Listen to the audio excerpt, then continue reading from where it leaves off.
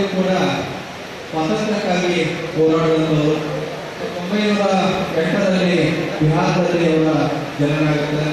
ತದನಂತರ ಗಾಂಧೀಜಿಯವರಿಂದ ಪ್ರೇರಿತರಾಗಿ ಸ್ವಾತಂತ್ರ್ಯ ಹೋರಾಟದಲ್ಲಿ ಪಾಲ್ಗೊಳ್ಳುತ್ತಾರೆ. ಅದು ನಮ್ಮ 1915ರ ಸರ್ಕಾರ ಚಳವಳಿಯಾಗಿರ್ಬೋದು. ನಂತರ 1920ರಲ್ಲಿ ಜೈಲಿಗೂ ಕೂಡ ಅವರು ಸೆರೆವಾಸವನ್ನು ಅನುಭವಿಸ್ತಾರೆ. ನಂತರ 1942ರಲ್ಲಿ ಕ್ವಿಟ್ ಇಂಡಿಯಾ ಮೂವ್ಮೆಂಟಲ್ಲೂ ಕೂಡ ಅವರು ಭಾಗಿಯಾಗಿ ಅವಾಗೂ ಕೂಡ ಅವರು ಜೈಲನ್ನು ಸೇರಿದ್ದಾರೆ. ಸ್ವಾತಂತ್ರ್ಯ ಹೋರಾಟದಲ್ಲಿ ತಮ್ಮದೇ ಆದಂತಹ ಒಂದು ಕಾಣಿಕೆಯನ್ನು ಅವರು ನೀಡಿದ್ದಾರೆ. ತದನಂತರ ಸ್ವತಂತ್ರ ಭಾರತದಲ್ಲಿ ಕೂಡ ಈ ಉಜ್ವಲ ಭಾರತದ ಭವಿಷ್ಯವನ್ನು ಕಟ್ಟಲಿಕ್ಕೆ ರಾಜಕಾರಣದಲ್ಲಿ, ವಿಶೇಷವಾಗಿ ನಮ್ಮ ಭಾರತೀಯ ರಾಜಕಾರಣದಲ್ಲಿಯೇ 30 ವರ್ಷಗಳ ಕಾಲ ಒಂದು ಕೇಂದ್ರ ಮಂತ್ರಿಗಳಾಗಿ ಸೇವೆ ಸಲ್ಲಿಸಿದವರು. ಅಂತಹ ಒಂದು ವಿಶೇಷ ಒಂದು ಹೆಮ್ಮೆ ನಮಗಿದೆ. ನಮ್ಮ ಬಾಬು ಜಗಜೀವನ್ ಅವರು ಅಷ್ಟು ವರ್ಷಗಳ ಕಾಲ ಒಂದು ಕೇಂದ್ರ ಮಂತ್ರಿಗಳಾಗಿ ಭಾರತಕ್ಕೆ ಸೇವೆಯನ್ನು ನೀಡಿದ್ದಾರೆ. ಅವರಿಗೆ ಹಸಿರು ಕ್ರಾಂತಿಯ ಹರಿಕಾರ ಅಂತ ಹೇಳಿದೆ. 1974ರಲ್ಲಿ ನಮ್ಮ ಬೆಂಗಾಲ್ ಬಂದಾಗ ಅವರು ಕೃಷಿ ಮಂತ್ರಿಗಳಾಗಿ ನಮ್ಮ ಹಸಿರು ಕ್ರಾಂತಿ ಏನು ಅತಿ ಆಹಾರದ ಕೊರತೆಯನ್ನು ಅನುಭವಿಸುತ್ತಿರುವಾಗ ದೇಶದಲ್ಲೆಲ್ಲ ಕಾಳುಗಳನ್ನು ಬೆಳೆದು ಇಡೀ ದೇಶಕ್ಕೆ ಅನ್ನ ಹಾಕುವಂತಹ ಒಂದು ಯೋಜನೆಯನ್ನು ರೂಪಿಸಿ ಹಸಿರು ಕ್ರಾಂತಿಗೆ ನಾಟಿ ಮಾಡಿದಂಥವರು. ಆನಂತರ ರಕ್ಷಾ ಮಂತ್ರಿಗಳಾದಾಗ ಸುಮಾರು 1971ರಲ್ಲಿ ನಮ್ಮ ಹಾಗೂ ಪಾಕಿಸ್ತಾನ ನಡುವೆ ಏನು ಯುದ್ಧ ಆಗ್ತಿತ್ತು, ಹೊಸ ಬಾಂಗ್ಲಾದೇಶ ಏನು ಜನನ ಆಯಿತು, ಅವಾಗ ಇವರು ರಕ್ಷಣಾ ಮಂತ್ರಿಗಳಾಗಿರ್ಬೋದು. ಆ ಒಂದು ವಿಜಯ ಇವತ್ತಿಗೂ ಕೂಡ ನಮಗೆ ನಮ್ಮ ಭಾರತದ ಹೆಮ್ಮೆ. ಅಂಥ ಒಂದು ಸಂದರ್ಭದಲ್ಲಿ ಭಾರತದ ರಕ್ಷಣಾ ಮಂತ್ರಿ ಆದಂಥವರು ನಮ್ಮ ಬಾಬು ಜಗಜೀವನ್ ರಾಮ್ ಅವರು. ವಿಶೇಷವಾಗಿ ಅವರು ಕಾರ್ಮಿಕ ವರ್ಗಕ್ಕೆ ಬೇರೆ ಬೇರೆ ನಮ್ಮ ಶೋಷಣೆಗೊಳಗಾದಂಥವರಿಗೆ ನಿಜವಾಗೂ ಅವರು ಸ್ವಾತಂತ್ರ್ಯ ಪೂರ್ವ ನಂತರದಲ್ಲಿ ಧ್ವನಿಯಾಗಿ ಇದ್ದವರು. ಸರ್ಕಾರದ ಮಟ್ಟದಲ್ಲಿ, ನಮ್ಮ ಸಂವಿಧಾನದ ಮಟ್ಟದಲ್ಲಿ ನಮ್ಮದೇ ಆದಂತಹ ಒಂದು ಸಲಹೆ ಸೂಚನೆಗಳನ್ನು ಸದೃಢ ಭಾರತವನ್ನು ಎಲ್ಲರಿಗೂ ಒಟ್ಟಾಗಿ ಬಾಳುವಂಥ ಒಂದು ಯೋಜನೆಯನ್ನು ಹಾಕಿಕೊಟ್ಟಂಥದ್ದು. ಅಂತಹ ಒಂದು ಮಹಾನುಭಾವರ ಒಂದು ಜಯಂತಿಯನ್ನು ಅದ್ದೂರಿಯಾಗಿ ಆಚರಣೆ ಮಾಡ್ತಾ ಇದ್ದೇವೆ. ಈ ಒಂದು ಆಚರಣೆಯ ಕಾರ್ಯಕ್ರಮಕ್ಕೆ ಇವತ್ತು ನಮ್ಮ ವೇದಿಕೆಯನ್ನ ಅಲಂಕರಿಸಿದ ದಿವ್ಯ ಸಾನ್ನಿಧ್ಯವನ್ನು ವಹಿಸಿದ ಪರಮ ಪೂಜ್ಯ ಶ್ರೀ ಕೃಷ್ಣಾನಂದ ಅವರು ಪೀಠಾಧಿಕಾರಿಗಳು ಶ್ರೀ ಧನ್ಯವಾದ ಮಾತನಾಡಿದ್ದಾರೆ. ಇವರನ್ನು ನಮ್ಮೆಲ್ಲರ ಪರವಾಗಿ ಕುಟುಂಬದಿಂದ ಈ ಕಾರ್ಯಕ್ರಮಕ್ಕೆ ಸ್ವಾಗತವನ್ನು. ಅದೇ ರೀತಿ ಒಂದು ಕಾರ್ಯಕ್ರಮಕ್ಕೆ ಮುಖ್ಯ ಅತಿಥಿಗಳಾಗಿ ಆಗಮಿಸಿದ ಶ್ರೀ ಪರಮಗೌಡ ಶ್ರೀ ಗೌರವದಲ್ಲಿ ಸನ್ಮಾನ್ಯ ಅಧ್ಯಕ್ಷರು ಇವರು ನಮ್ಮೆಲ್ಲರ ಪರವಾಗಿ ಕುಟುಂಬದಿಂದ ಕಾರ್ಯಕ್ರಮಕ್ಕೆ ಸ್ವಾಗತವನ್ನು ಕೋರುತ್ತೇನೆ. ಅದೇ ರೀತಿ ಒಂದು ವೇದಿಕೆಯನ್ನು ಅಲಂಕರಿಸಿದಂತಹ ಪೀಠ ಇದೆ.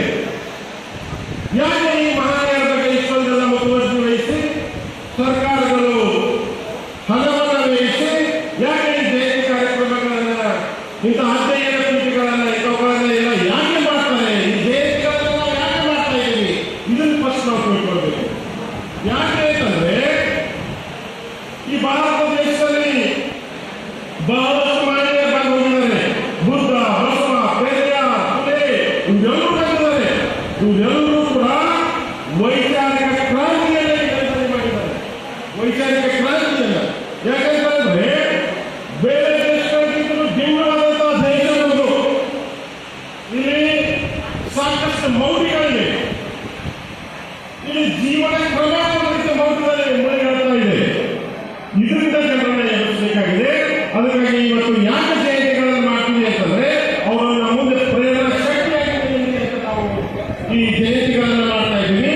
ಸರ್ಕಾರಗಳನ್ನು ಕೂಡ ಯಾಕೆ ಇವರು ಪ್ರೋತ್ಸಾಹಿಸ್ತಾ ಇದ್ದಾರೆ ಅಂತಂದ್ರೆ ಯುವ ಪೀಳಿಗೆಯ ರಕ್ತದಲ್ಲಿ ಇವೆಲ್ಲ ವೈಚಾರಿಕ ಸೇರ್ಕೊಳ್ಳಿ ಅಂತ ನಾವು ಬೆಳೆದು ಅವ್ರ ಪ್ರೇರೇಪಿಸಿ ಜನರಲ್ಲಿ ವೈಚಾರಿಕ ಪ್ರಶ್ನೆ ಬರಲಿ ಅಂತ ಜಯಂತಿಗಳನ್ನ ಹಮ್ಮಿಕೊಳ್ತಾ ಇರ್ತಾರೆ. ಅದಕ್ಕಾಗಿ ಯಾವುದೇ ಮಹಾನ್ ಪುರುಷರ ಜಯಂತಿಗಳಾಗಲಿ ಕಾರ್ಯಕ್ರಮಗಳಾಗಲಿ ಇವುಗಳಲ್ಲಿ ಯುವ ಸಮುದಾಯ, ಯುವಕರು, ಯುವಕರು ಪಾಲ್ಗೊಳ್ಳಬೇಕು. ಯಾಕೆಂದ್ರೆ ಅವರು ಜೀವನ ಒಂದು ರಚನೆ ಒಂದು ಕ್ರಮ ಒಂದು ದಿಕ್ಕಲ್ಲಿ ಬದಲಾಗಿ ಹೋಗುತ್ತೆ. ಅದಕ್ಕೆ ವೈಚಾರಿಕತೆ ಬೇಕು ದೇಶದಲ್ಲಿ. ಇನ್ನು ಡಾಕ್ಟರ್ ಬಾಬು ಜಗಜೀವನ್ ಅವರು ಅವರ ಕೊಡುಗೆ ಏನು ಈ ದೇಶಕ್ಕೆ? ಯಾಕೆ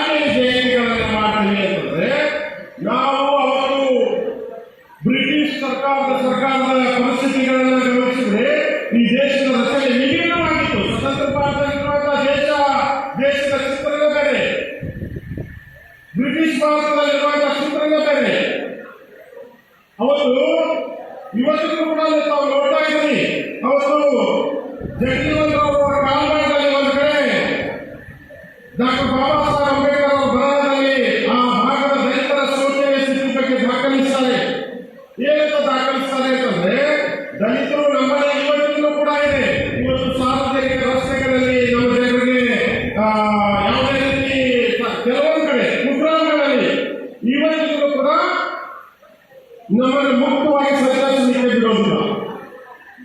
ಇವತ್ತಿಗೂ ಕೂಡ ದಲಿತರನ್ನ ದೇವಾಲಯಗಳ ಪ್ರವೇಶ ನಿರಾಕರಣೆ ಮಾಡ್ತಾ ಇದೆ. ಇವತ್ತಿಗೂ ಕೂಡ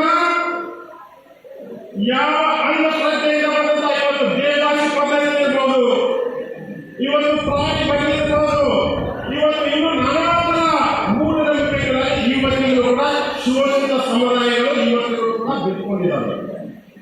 ಹೌದಾ? ತಮ್ಮ ಎಲ್ಲರೂ ಗಮನಕ್ಕೆ ಬಂದಿದೆ. ಅಂದ್ರೆ ಇವತ್ತು ಸ್ವತಂತ್ರ ಸಿಕ್ಕಿಷ್ಟು ವರ್ಷಗಳಾದರೂ ಕೂಡ ಇವತ್ತಿಗೂ ದೇಶದಲ್ಲಿ ಮೌಢ್ಯ, ಕಂದಾಚಾರ, ದೌರ್ಜನ್ಯ, ಶೋಷಣೆ ಇದೆ. ಇನ್ನು ಜಗಜೀವನ್ ರಾವ್ ಕಾಲದಲ್ಲಿ ಯಾವ ಪರಿಸ್ಥಿತಿ ಇತ್ತು ಅಂತಂದ್ರೆ, ಒಂದು ಸಣ್ಣ ಉದಾಹರಣೆ ಕೊಡ್ತೀನಿ. ಅವತ್ತು ಹೊಟ್ಟೆಗೆ ಅನ್ನ ಇರ್ತಾ ಇರಲಿಲ್ಲ. ಬಿಹಾರದಲ್ಲಿ ಡಾಕ್ಟರ್ ಬಾಬು ಜಗಜೀವನ್ ರಾವ್ ಇವತ್ತಿನ ಬಿಹಾರ, ಅವತ್ತು ಪ್ರಾಂತಗಳಿದ್ದು, ಅವತ್ತು ರಾಜಕಾರಣ ಇರಲಿಲ್ಲ.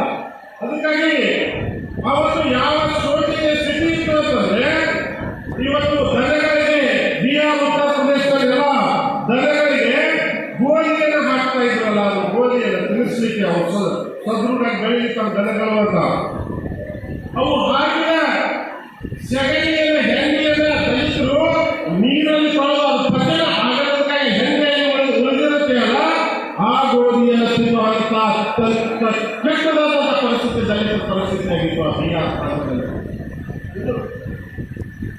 ಅಂತ ಒಂದು ಪರಿಸ್ಥಿತಿಯಿಂದ ಡಾಕ್ಟರ್ ಬಾಬಾ ಜಗಜೀವನ್ ರಾವ್ ಅವರು ಅವ್ರ ತಂದೆನೂ ಕೂಡ, ಅಂದ್ರೆ ನಮ್ಗೆ ಅವ್ರ ತಂದೆನೂ ಕೂಡ ಯಾಕೆ ಅಂತ ಹೇಳಿದೆ ಅಂತಂದ್ರೆ, ಇನ್ನೊಬ್ಬ ದಲಿತರ ಮಹಾನಾಯಕ ಡಾಕ್ಟರ್ ಬಾಬಾ ಸಾಹೇಬ್ ಅಂಬೇಡ್ಕರ್ ಅವ್ರ ತಂದೆನೂ ಕೂಡ ಮಿಲಿಟರಿಯಲ್ಲಿದ್ದರು.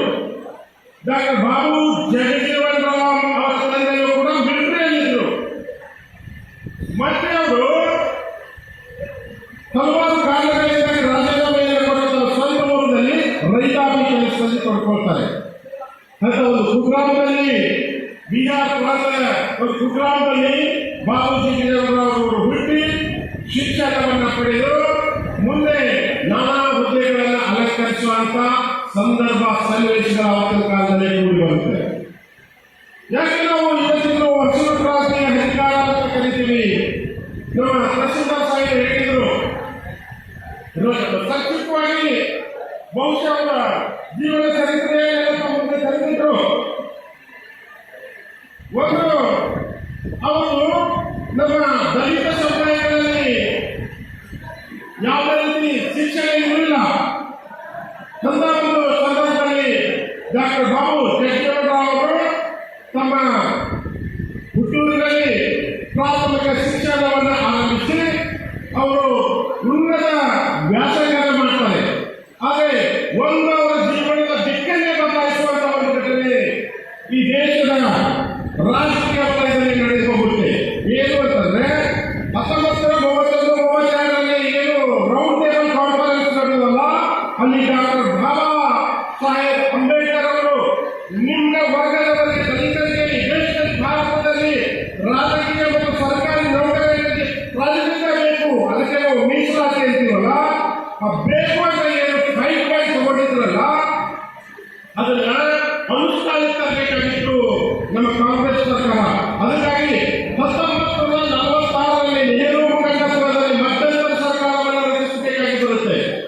ಆ ಸಂದರ್ಭದಲ್ಲಿ ಡಾಕ್ಟರ್ ಬಾಬು ಜಗಜೀವನ್ ರಾವ್ ಅವರಿಗೆ ಈ ಮೀಸಲಾತಿಯ ಪ್ರಪ್ರಥಮ ಅವಕಾಶ ಸಿಕ್ಕಿದ್ದು.